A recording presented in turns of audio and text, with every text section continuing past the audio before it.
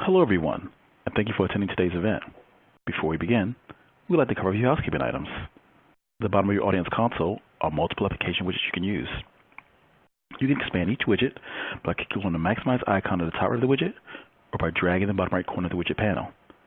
If you have any questions during the webcast, you can click on the Q&A widget at the bottom and submit your question. We will address as many questions as possible during the webcast. We do capture all questions. If you have any technical difficulties, please click on the Help widget. It has a question mark icon that covers common technical issues. However, you can also submit technical issues via the Q&A widget.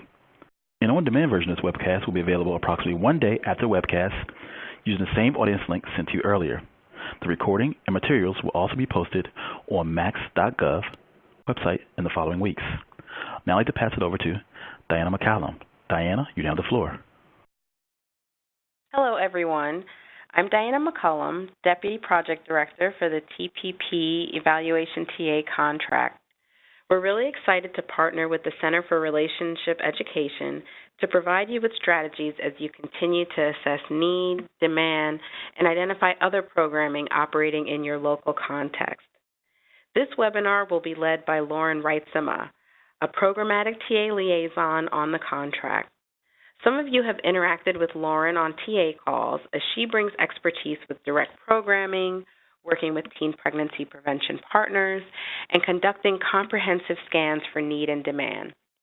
We are also joined today by Tressa Tucker of Tressa Tucker and Associates, LLC. She's the evaluator for Morehouse School of Medicine and has experience using a community readiness assessment to identify need and demand. So she'll describe that process in more detail. Here's an overview of what we plan to cover today. First, I'll discuss how updating and then comprehensively reporting on need and demand can help you establish project merit.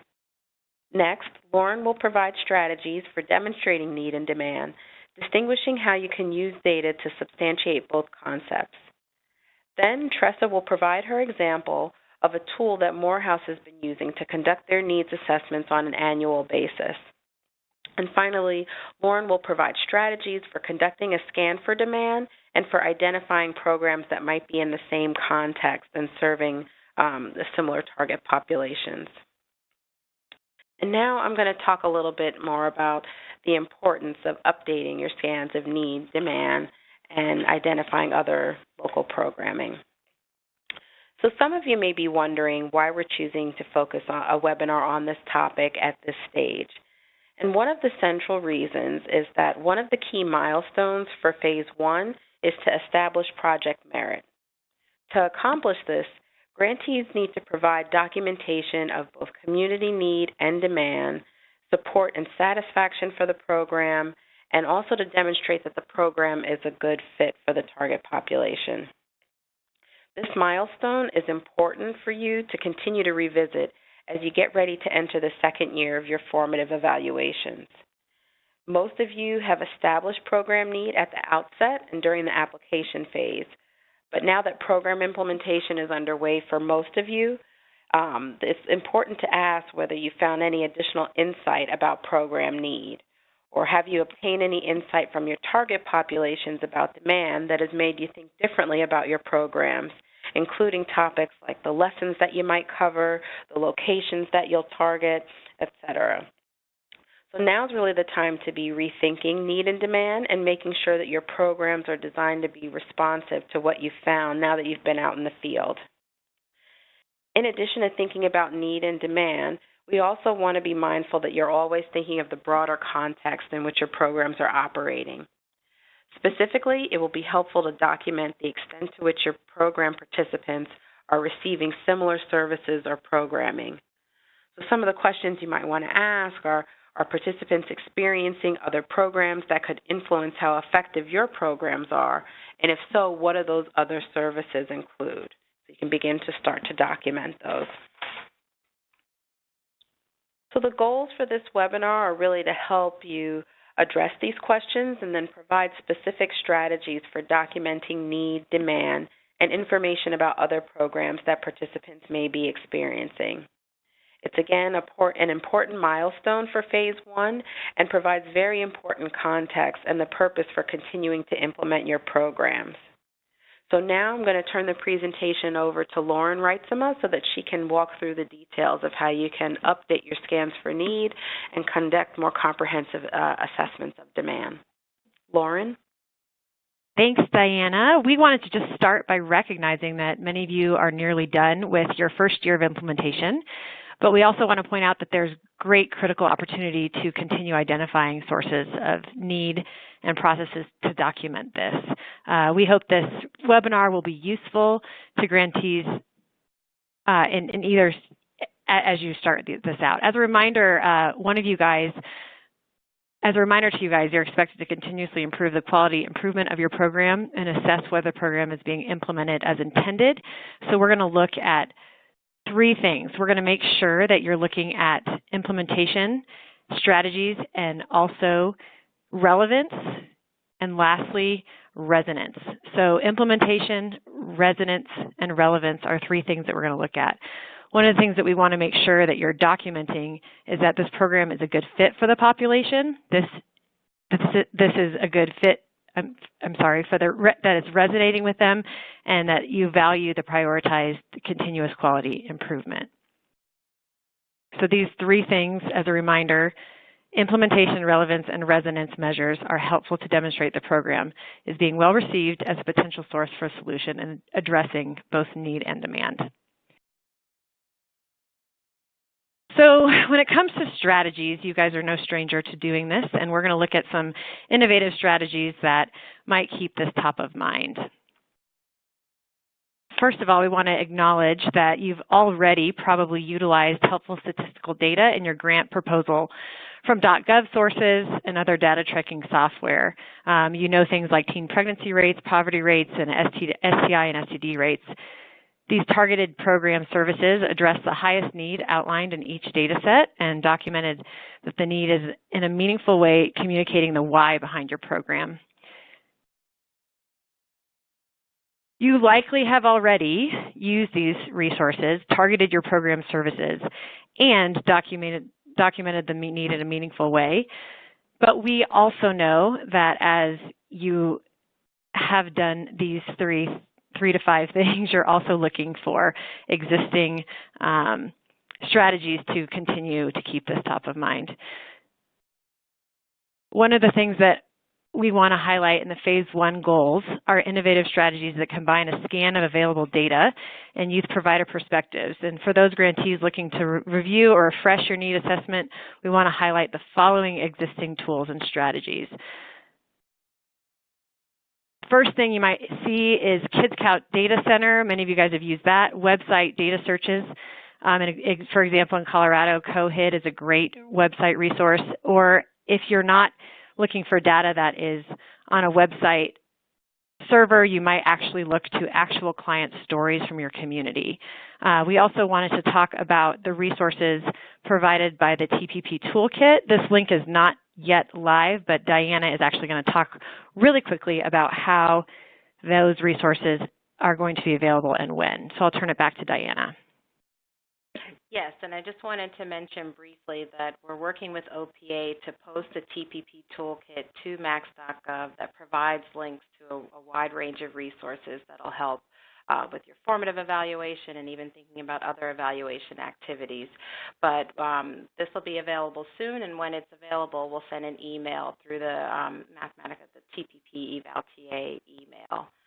But Lauren, I want to turn it back to you. We just wanted to highlight that there will be some important resources in there for how you conduct a comprehensive needs scan. So we have a quick poll question that we'd love for you guys to interact with, and we just want to ask you to select one of the three options. So just pick one. And the first one is, one, we have collected data to show that there's a need for the program. The second one is talking about data collection to show demand. And the third option would be that you're using a similar source for collecting the data for both need and demand. So if you could just quickly engage with your screen and then hit the submit button. We want to make sure that we get that data. And as I move forward, here is the poll results. So 33% of you have already collected need. It's interesting that 0% show that you only do demand, and about 67% of you guys are showing that you use a similar source for collecting data for both need and demand. Now, this result is actually pretty common in that many people see need and demand as one and the same. And one of the purposes of this webinar is actually to differentiate the two. So we want to spend a little bit of time differentiating between why need and demand are different and different ways to actually showcase how to collect measurables in both categories. So here's the difference between need and demand. A program need actually shows that data demonstrates this is a problem that our program can help solve. We see this in statistical data. We see this in all of the different markers that many of you guys put in your original grant proposal. What's unique is looking for program demand, and the differentiation here is that this data actually proves that people want your program as part of the solution. So as we see the differentiation, we're going to look in the next section at ways to potentially increase your understanding about documenting demand.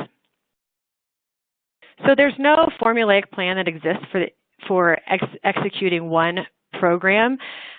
We want to make sure that we look at different examples. So the following topics I'm going to outline are not ones that you have to do, but they're just great examples that many have seen success with in how to develop this robust plan and really increasing the need for demand. First of all, have parents or community members asked for the program in writing? Have they called you and said, I really, really want this program. My students are needing something and you could be the solution. Another idea is, are kids missing something they formerly had that you can bring back? Was there a shift in programmatic dissemination in your district or in an after-school program that you actually have data that shows, I really want this program back in my school? Another example is there enrollment in a class that's at capacity? And we see this with a lot of our military and emergency responder personnel that we serve through some of our funding, is that when a class hits capacity and you have a wait list within minutes of enrollment, you actually are able to show and document that there's signaling a need to expand. These are 3 strategies, and you can add some of your own as well, but these have been proven helpful to show demand and not just need. In this next section, I want to introduce Tressa, who you heard at the beginning of the webinar, works for Morehouse, and she is going to show us a case study about a community readiness assessment instrument that is conducting an ongoing scan for need and demand. So I'll pass it to Tressa. Thank you. So good afternoon. At Morehouse School of Medicine, we've been conducting community readiness assessment for many years now. And it's particularly important for us to do this because we often implement programs outside of the Morehouse community, which is located in the Atlanta metro area.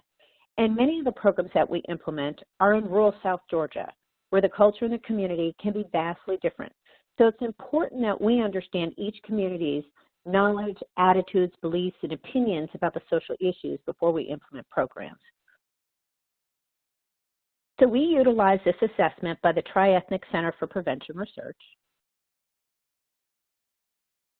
And they assess 5 dimensions that will generate a readiness score that will indicate to you which stage of readiness your community is functioning. So knowledge of the issues assesses a community's knowledge of the issues nationally and at the local level, and how their knowledge and understanding of how the issues are impacting their community. Knowledge of the efforts assesses community awareness of local efforts to address the problems, whether they even exist, whether the community is knowledgeable of where to go to receive help. Community climate assesses how the community feels about the issues. How do they even define the issue? And do they define it as a problem? And what are the community barriers to addressing these issues? Leadership assesses what are leadership's views? How do they define the issues? And what is their involvement in the social issues, if any? And what are the barriers? Resources looks at what are the local resources to adequately address our social issues. So there are 9 stages of readiness, and the developer suggests that a community will function at one of these stages or levels of change. So as you can see, the stages range from no awareness to denial and resistance, all the way to community ownership. And I'm sure that many of you can imagine some of the communities that you work in will function at one of these levels or stages. And as you reassess annually, the goal is that as you successfully implement programs, communities will progress through these stages. So how do we conduct this readiness assessment? Well, there are trainings, and there's a manual developed from the developer and a handbook that specifically walks you through conducting every step of the assessment. So I'll go over these steps pretty quickly. First, you want to identify and clearly define your issue.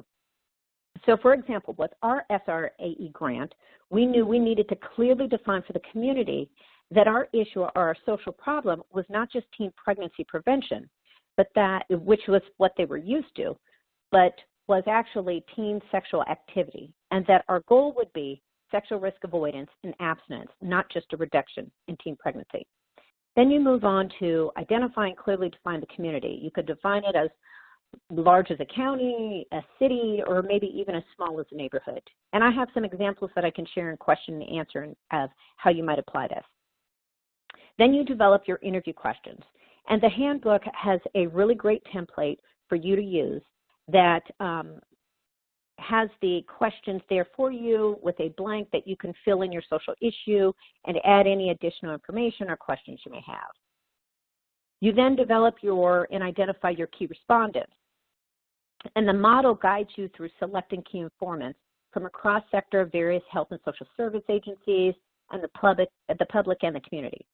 And they are targeted key informants. So that's unlike a traditional needs assessment that might randomly select interviewees and focus group participants. And this is done so that you can gather the desired information by selecting individuals who know exactly what kind of programming is done in the community and how it is received and how it is reached by community residents. And yes, you will also select community residents to interview. And the rest of the steps, conducting the interviews and scoring, those are straightforward. Next step is writing and summarizing the results. And that's an example of results table. And I selected this table because I wanted to show you an example of this substance abuse program that specifically was looking at reducing underage drinking and binge drinking in college students, because we have 3 years of data in tracking this, and you can see how our community progresses through the stages of readiness. So you see here in this table that the scores are pretty consistent across the dimensions, except for resources. So this is a rural community in South Georgia, so that's not surprising that resources would be low, and they stayed low, lower than the other dimensions across 3 years. And in the sample narrative, I want you to see that, as an example, how the community progressed. So in 2018, the overall community readiness score was 7.3, which is in the stabilization stage, which was a significant increase from 6.3 in 2017 and 5.8 in 2016. So you can see that you can track and see how a community changes in readiness and attitudes based on your interventions. This community, when we began, was in stage 5, and community leaders and social service providers were aware of and all agreed that underage drinking was a problem and needed action and intervention. But they didn't really know how to truly begin and how to begin in in an integrated treatment fashion. And they were also looking for somebody else to fix the problem, somebody like a Morehouse School of Medicine. Now, years later, the community and community professionals are taking ownership of the problem and the solutions. They're leading the efforts in addressing this social issue in their own community, which ultimately leads to sustainability. Finally, you develop, that's more of the sample narrative. So finally, you develop a community readiness action plan. And the manual does a really good job of giving you recommendations for action items for communities that are at every stage of readiness. And you blend this with your work plan and your goals and objectives. For us, the most important takeaway with our community action plan was that we knew we needed to ensure that our message of risk avoidance, cessation, support, and optimal health reached throughout all sectors of the community during phase 1, so we would be ready to go during phase 2. Now, I know I moved through a lot of information very quickly, and I'm available to answer any questions during the question and answer period. Thank you.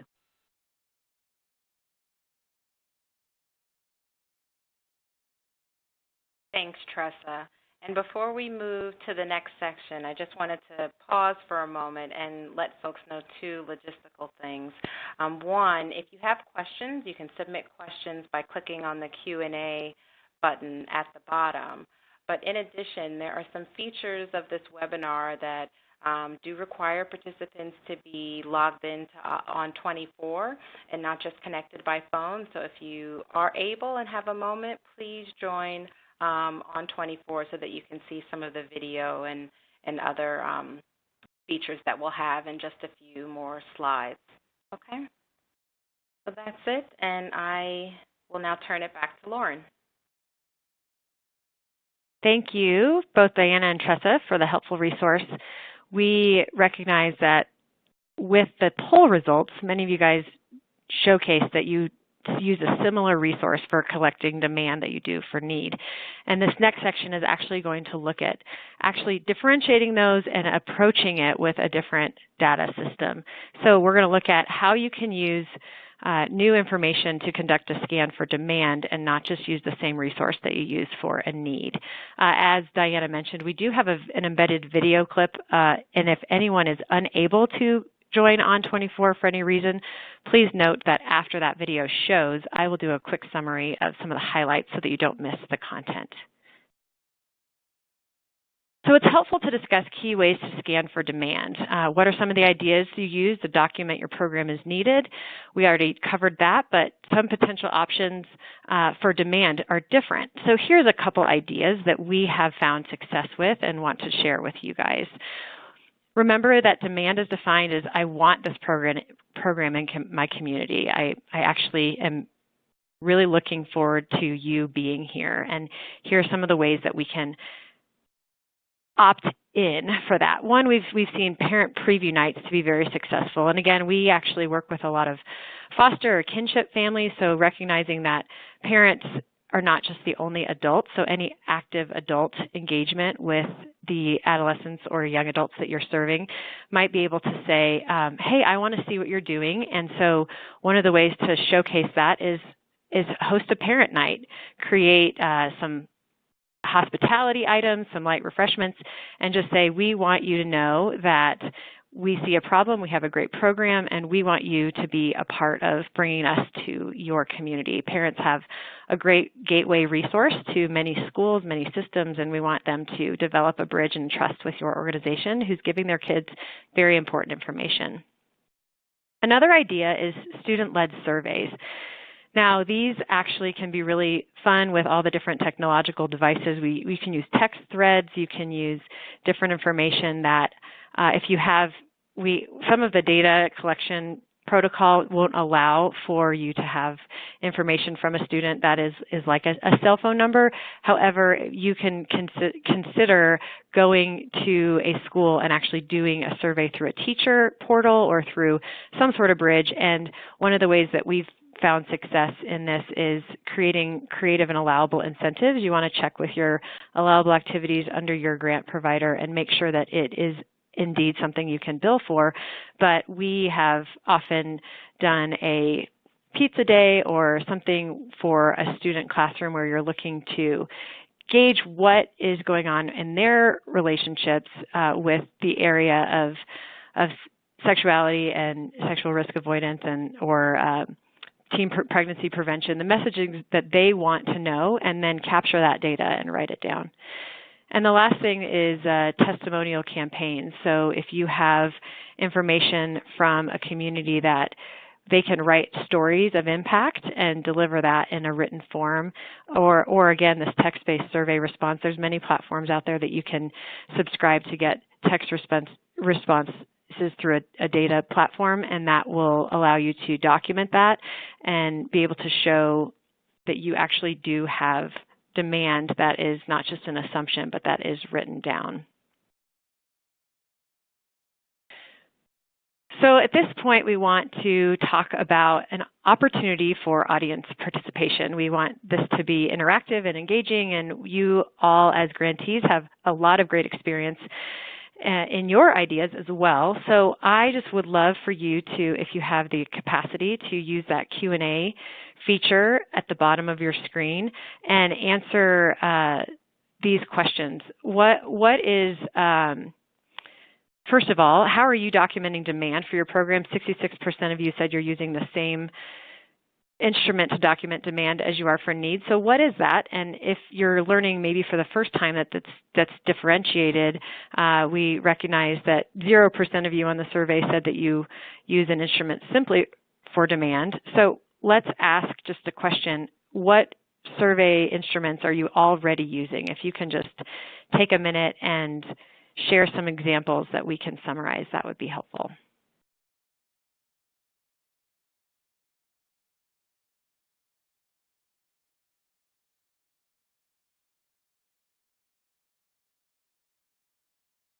So we do have one response so far from Morehouse School. They mentioned, conducting their scan for demand through student surveys.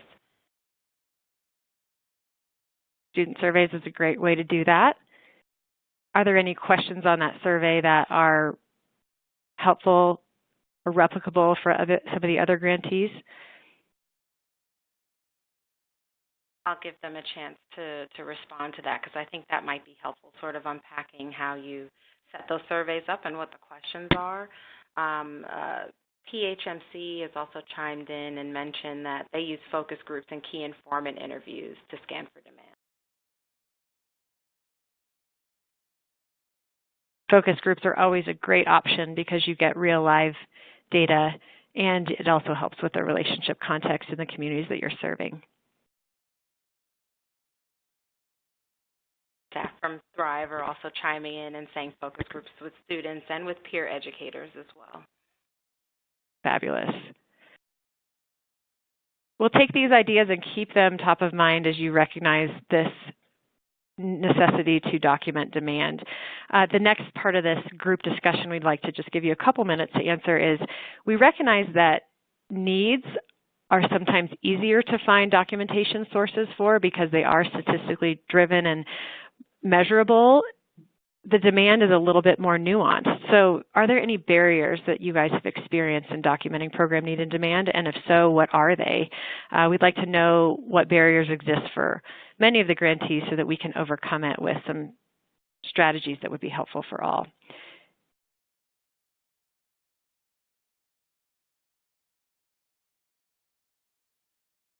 And while you guys, go ahead, Diana. Yeah, there are some helpful responses here from Morehouse School of Medicine. One of the barriers mentioned is sort of time of year, and never, do this kind of scan at the end of the school year.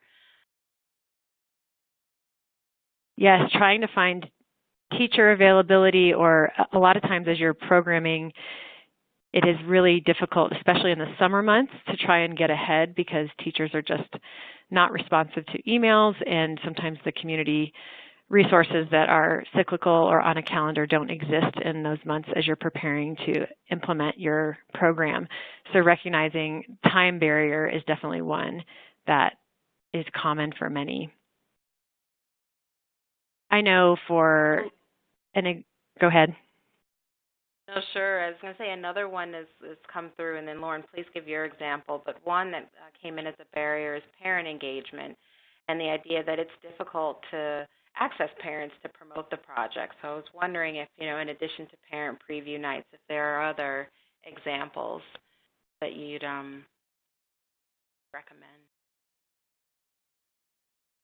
Yeah, parent preview nights can be difficult because of all of the different schedules, and they're giving another night of their week, or maybe they're not aware of your program, or you're trying to build that trust as many parents and are needing that trust to allow programmatic activity for their students. One of the things that we have found helpful in overcoming that parent barrier is, rather than maybe a physical location where you gather people together to do a preview, we have recommended doing little video clips introducing yourself and emailing those out to the parents through the school. So just a quick, hi, this is who I am, this is the program that we serve, and this is the need that we're trying to meet for your student. And just allowing access, I think transparency is really, really helpful for parents. When they feel that they are not, nothing is hidden from them, then they feel like they can actually engage with you as a partner who is going to inform their students of very important information. When they feel like transparency is not there, that's when some of the walls go up. And so a lot of times just allowing access, if you have the capacity to show we've actually invited parents for our program to come in and schedule a coffee or a lunch with one of our staff and go page by page through the program curricula. And that actually has created great bridges because there's a lot of assumptions about what programs have, what they don't, and sometimes those assumptions can be wrong. And so for just having exposure and access and letting parents breathe easy that you are indeed partnering with them to give their students healthy information is really important for that. We've had a little bit of a barrier that we found with certain populations that we serve. We have incarcerated youth as one of the groups that we serve, as well as military personnel. And so just in knowing some of those systems of what you need as far as accessing base or making sure that you have the right amount of identification on you, and many of you guys know that with case management and are experts in that, but it's always a good reminder if you're new to this program of demand scan that you have to be able to know the systems in which you're serving and follow protocol there. Do you guys have any examples of how you overcame some of these barriers, one with time and maybe even exposure?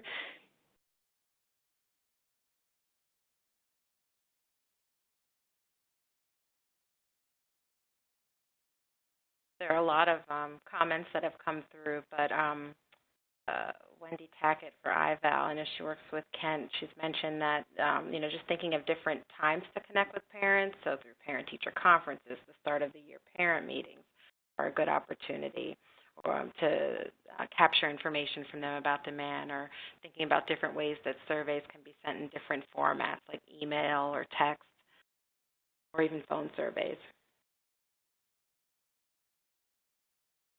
Those are all great.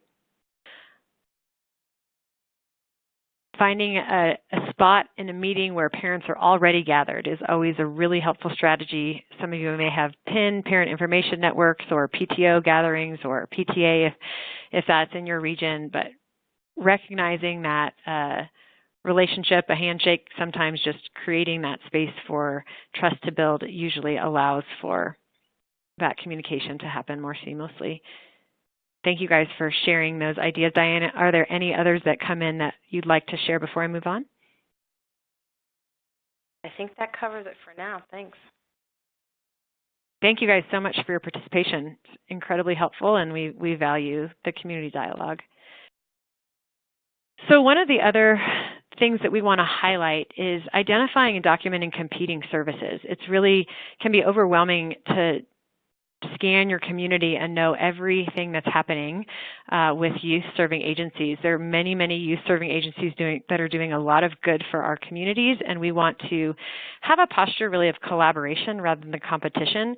It tends to be a very natural thing to have high value in your program and wanting access to as many students as you can get, and that is something that is valued in grant numbers and all the things that you've promised services to. So we recognize that having a unique voice and having a dominant voice in a community is really helpful, but oftentimes there's so many students and so many different diverse populations that are trying to get helpful information, and if we don't allow ourselves strategy in identifying and documenting where services might compete instead of collaborate, we might actually be missing an opportunity. So I wanted to share, this is the part, if you don't have On24 highlighted, please recognize it in a couple minutes after this video shows. I'll summarize the key points. But if you do have your screen, what I'm going to show you here is a video of a colleague, Jonathan Dickerson, who's our Community Engagement Manager here at the Center for Relationship Education. And he actually has initiated a really successful way to strategize documenting who is already in the community, what are they doing, and how can we serve together and fill in gaps and be a team rather than divisive. So I'm just going to turn it over to Jonathan on the video. So it's about 2.5 minutes, so sit tight and enjoy. Hey there, grantees. Jonathan Dickerson with the Center for Relationship Education here. Hope each of you are doing really well and excited for this upcoming grant year. Wanted to share with you one strategy we have used pretty successfully over the last year. It's called Coffee and Conversations, and it does a great job of helping you assess both the needs that youth have in your community, but also some of the potential partnerships, collaborations that are right around the corner from you. You just might not know, or even worse, you might have thought, oh gosh, these are folks who are my competition, and I got to make sure I steer clear. Don't let them in on what's going on with me. It basically works like this. Coffee and Conversations, you invite 11 other folks to come to your organization. You limit it to just a dozen or so participating organizations, and you reach out. You say, hey, we're providing breakfast, providing fancy coffee. Always best if you can do that. One of the ways you can do that is connecting with a local coffee distributor and having them come in. They set it all up and pour all the coffees in the hopes, of course, that some of the nonprofits will switch to using whatever their coffee brand is, but bring somebody in and give them an opportunity to learn about the other youth-serving professional organizations that are in their backyard.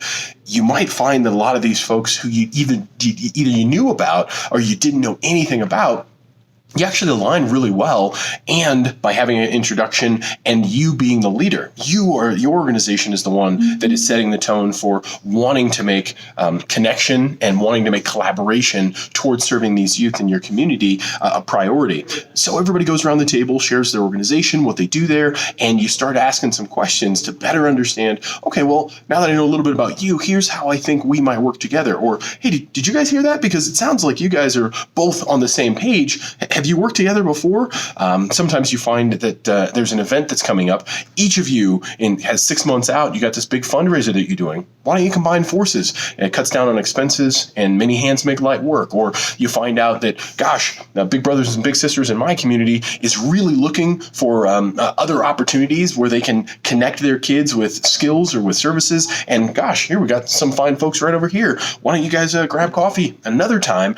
It starts the dialogue, it furthers the conversation, and it keeps people engaged, all while pointing out that you and your organization are the leaders behind that collaboration. Hopefully this will be helpful. Feel free to reach out if you've got additional questions or comments. Would love to help Coffee and Conversations in your backyard be a thing that brings people together to better serve the youth in all communities. You guys take good care. So if you weren't able to hear that, just a couple quick summaries. This Coffee and Collaborations has been a really helpful strategy that we found in identifying services that are either similar or competing, and rather than building walls, we really have found great diversity in groups. We've been able to do more together. Many of us are working with federal funding or state funding that has limited capacity, and by being able to host a Coffee and Collaborations event, as we call them. You can title them whatever you want. We open our doors. We strategically only fill about 12 seats around each roundtable discussion, and it is not an opportunity to push or sell our program by any means, but rather to invite others to share what they're doing. And a lot of times what we found is that where their program has limitations, ours may have extra different allowable activities or vice versa, and it has been really helpful to expand the reach and the opportunity and to diversify the students that we are able to serve. So it's a little bit of refreshment, and collaboration and community development can go a long way. We actually hosted one just live at our office just yesterday here, and we had people from all over the state of Colorado with very diverse settings of students, and yet all of us really desire that they have the healthiest outcomes in relational wellness. It was a wonderful bridge builder. The coffee was great, and one of the things that we've even found is the person who serves the coffee is a nonprofit themselves, and they have been able to allow their services for people who are using coffee events with parent nights or things. They have been able to find discounts and create space for serving a need for even food and refreshment. So a lot of great collaboration has come out of identifying a model that is working together rather than competing. So I'm going to just look at a couple different things that you just saw the video about coffee and collaborations model. The other thing that we have found could be helpful in identifying and documenting competing services would be surveys with providers. So finding health teachers, coaches, look at your population group and say, who do you usually refer these students to if your program does not provide what they're looking for. Get those referrals in touch with your director. Make sure that they know who you are, they know that you're there, especially as I know many of you have implemented for about a year now, but you have another to go, and sometimes those relationships take a little bit of time. So now that you have those relationships built, you can actually find more efficiencies in your programming. Another track that we found really helpful and where this TPP messaging fits is called FACS, which is Family and Consumer Sciences. This, I think, is the new terminology for what used to be a very old home ec class, and many times these FACS tracks are across the country in many districts and are very flexible and malleable in what they teach. We don't necessarily just fit in a health class or in a science class, but sometimes there are some freshman seminar things if you're working with an older or earlier college age group, or there are some different groups that allow students in high school or even in later middle school to choose their own area of study, and we found FACS to be a very flexible and very knowledgeable area of study. So if that's something that you guys would want to explore or turn over ideas about in your community, it would be something to help see what services are already here and how can we come alongside each other and help.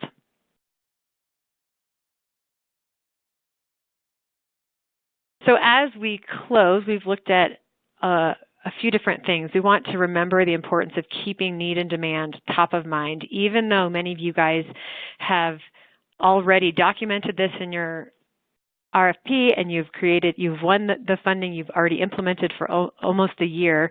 We know that it is a high priority for OAH to keep this top of mind and to make sure it's documented and not simply in the data form. We also want the needs data form, excuse me.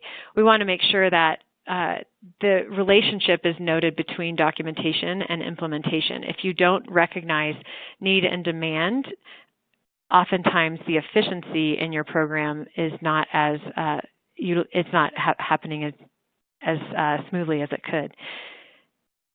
And we always want to keep the TPP toolkit and the evaluation resources that this team at Mathematica has poured resources and energy into. I have seen the toolkit a few different times in lots of its different draft stage, and it is thorough, it is really helpful. They have wonderful links that go directly to the resources that you need, and oftentimes those matrices become very overwhelming and you might even shut down if you're new to it, but we want to just continue to remind you that we are here to serve and that we have, rather than reinventing the wheel, there are people that are always thinking about you, and many of them are on this call. Diana and her team have worked really tirelessly to get you what you need to make sure that you are successful in implementing these grants. So, Diana, is there anything else about the toolkit before I move on to Q&A that you would like to summarize? I think you highlighted the main points, Lauren. I just want to reiterate that this will be posted on max.gov. It's not available yet, but when it's posted, we'll send an email to all of the grantees so that you have a heads up, and your liaisons will work with you to access the toolkit and think about different resources that you can use from it.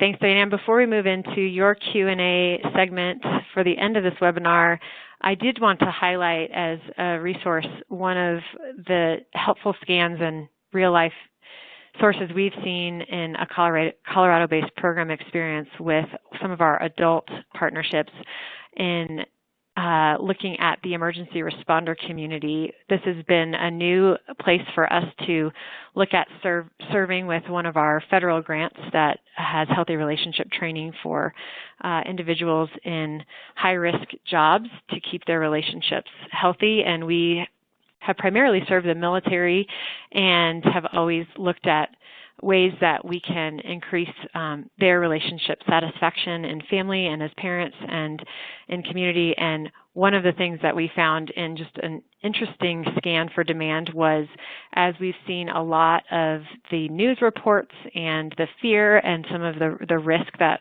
many of our emergency responder personnel face out on the job, there's a huge relationship impact that is very measurable, I guess, for their relationship dissatisfaction. And we actually invited just a survey of people to come and preview one of our military events, and we opened 3 to 5 spots for emergency responders that we had identified in the community that had some overlap. And after they were able to preview that, we realized that the demand in that community was through the roof, and a 3 to 5 spot preview has turned into an entire branch where we've served over 350 emergency responder families as individuals in their units and as couples and as people that are in new recruit training even, and simply by exposing them to the program that we had access to with a few grant requirements, we were able to check in with our project officer and maintain that it was an allowable activity to expand our services to this population. And by doing that, the demand actually came to our doorstep rather than us having to search for it. So the reason I wanted to share that at the end is sometimes demand is really hard to measure until you put your foot in the water and see what type of value you have. But I wanted to just remind you all that what you're doing is incredibly valuable work.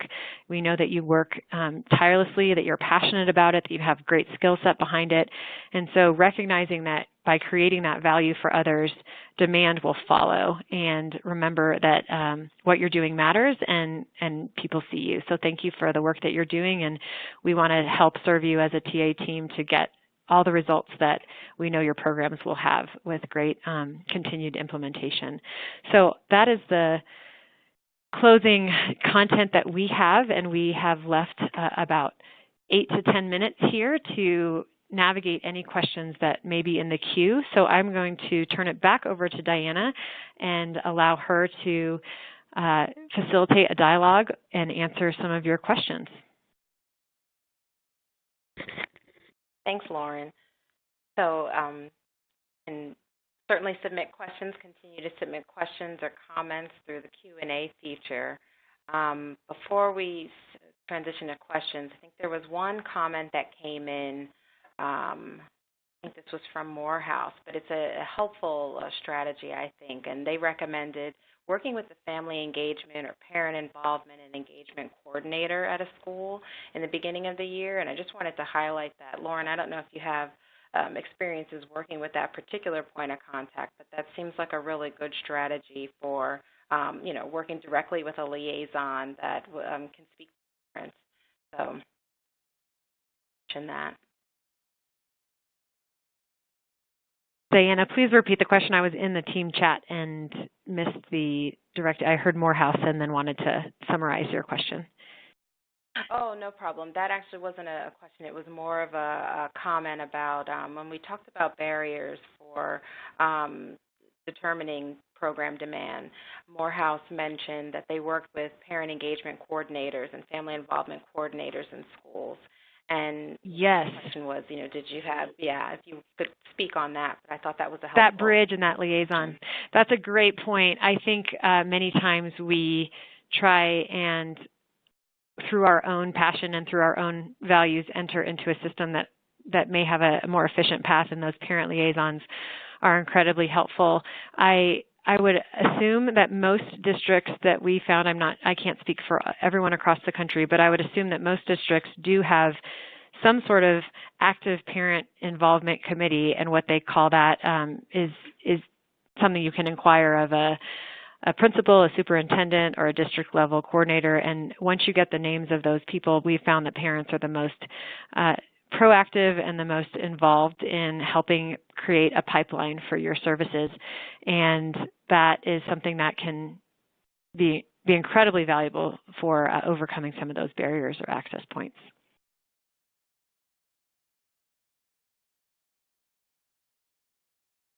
Are there any other questions or points that folks wanted to raise? I'm reading Go here ahead, that Arizona has a specific population of pregnant teens already before they access their program. So rather, and when you're doing teen pregnancy prevention and then you meet with participants who are already pregnant, we wanted to absolutely recognize that there is still demand for that population. And if anything, it's a great opportunity to remind the students that are coming into your program that they have, you have skills and resources and tools for them as well. I am not sure necessarily how as far as scanning for demand in this particular program. Many parenting and pregnant parenting teen resources exist in a lot of different states. There's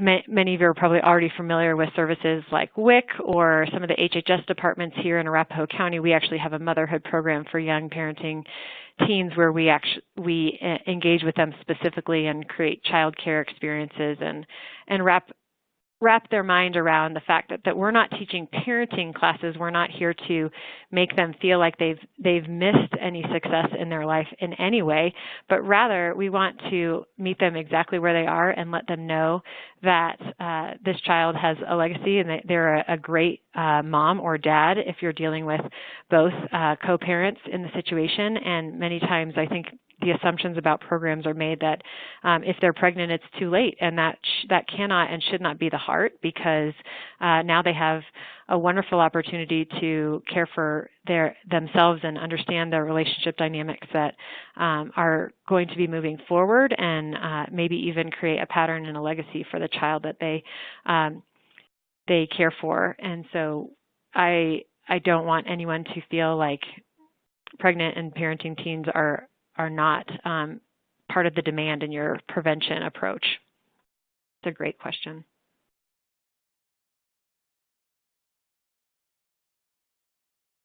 Are there any others? Questions?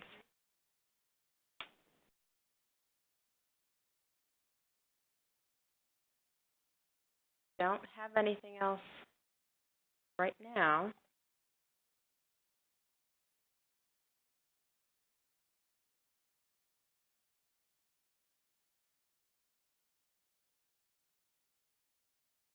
I think there's another question, another piece that you can comment on, Lauren, and I think this is a comment that's come in from Nicole Bennett, one of the project officers, and she mentions that it's certainly important to document and show demand, but there's an important question about creating demand. And if, Lauren, you can speak to some of the opportunities for thinking about how grantees can create demand for programs and then ensure that users are ultimately satisfied. And I think that's a really important dimension. So I don't know if you have any other comments on that piece, Lauren. No, that's a great point. I think of the free market of a restaurant industry, for example, and if people don't know that you have the best product on the menu, they're not going to come in and try it. And so demand might be harder to find when people don't even know they need it. And so creating value is such an important part of creating demand. And in order to, I think oftentimes the pregnancy prevention approach is niche market toward sexual activity and negates the fact that there are many pieces of relational wellness that play into teen pregnancy prevention. And if you're like me, who is an actual parent of students in schools and has had to walk them through news story after news story of violence in the schools, or has walked through the loss or grief of a student who's maybe taken their life, and depression, and all of those different hot button topics are very relevant and real to the teenage experience. And many times our programs, because we get to focus on relational wellness as part of pregnancy prevention, it's really important to note that you can't segment those things. And parents and community leaders and coaches are looking for ways to bridge some of those really scary and hard news stories and realities that our adolescents are facing today. And so I would just encourage you guys to speak of your program with more value than simply the acts of sexual activity or not, because we recognize there's a lot of data that shows the connection between relational wellness and satisfaction in all sorts of life outcomes for academic performance and success in finances, and all of the things cannot be segmented simply on the sexual activity measurements. And so one of the ways that you can showcase demand when they don't know that they need it is speak to what we call hot button topics. And one of the ways that we do this is we'll go into a school and say to a principal, what are the hot button topics that kids are carrying on their shoulders, the stress points for your adolescents? And many times it'll include bullying or violence or depression or anxiety. And you do the research and connect your pregnancy prevention program with the reality of some of the things that are happening, and you'll find that the value that you add is maybe more multifaceted than you may have seen in your program ahead of that. So value creation and value communication are two great ways to show that you actually do have a demand. Maybe it's not vocalized yet, but you can help turn over that rock and get that voice on paper. Is that helpful? Thanks, Lauren. That's helpful, and I think it's a valuable point that Nicole raised, and we can continue to these conversations on future TA calls and think about opportunities to further create demand for programs, especially for those that many of you have submitted comments about working with very specific vulnerable populations, and talk about opportunities to do that as well. I don't see any more questions, so I think we can close out the webinar, but I want to thank everybody for submitting your comments and really providing us with some of your examples that we can share across grantees. And just another plug, that toolkit will be available soon, and we will send you an email through our TPP Eval TA email to let you know that it's posted. To Brian to officially close us out. But thanks, and have a good day, everybody. Thank you. This concludes the webcast for today. An on-demand version of this webcast will be available approximately 1 day after the webcast using the same audience link that was sent to you earlier. Also, take a look at the survey that will pop up on your screen at the conclusion. When you're done with the survey, please hit the submit button. The recording and materials will also be posted on max.gov in the future. Have a great afternoon.